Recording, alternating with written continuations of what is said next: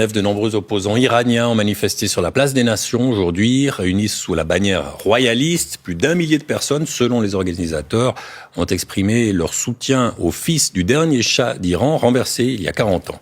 Delphine Mistelli. Une foule en liesse venue des 4 coins de l'Europe, comme ces danseuses exilées en Suède. Après l'affaiblissement du Hamas et du Hezbollah au Proche-Orient, mais aussi la chute de Bachar al-Assad en Syrie, ils sont persuadés que le régime des Mollahs touche à sa fin.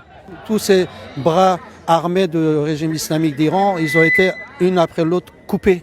Donc, ce qui nous permet de penser qu'on a une possibilité de réussir et les faire partir, les ayatollahs de chez nous. Une ferveur commune pour le prince Pahlavi, fils du dernier Shah d'Iran, qu'ils reconnaissent comme leur unique espoir. Et nous avons un espoir plus que jamais qu'il revienne en Iran, parce que les gens iraniens en Iran, ils souffrent beaucoup. Ici, républicains et royalistes se côtoient pour la démocratie. Le but final, c'est vraiment que tous les Iraniens s'unissent pour cette démocratie, quoi que soit sur leur idée pour le régime à venir.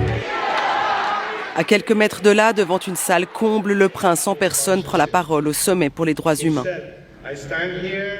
Je suis ici pour représenter mes compatriotes qui ont été réduits au silence depuis bien trop longtemps. Un discours nourri d'applaudissements et une émotion tangible pour celui qui se voit surtout comme un leader de transition cherchant à rétablir les libertés fondamentales dans son pays.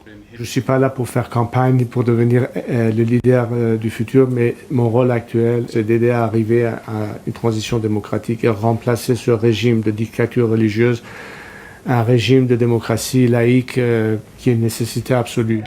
Ne s'estimant pas redevable de la politique controversée de son père, il se veut aujourd'hui comme une figure fédératrice.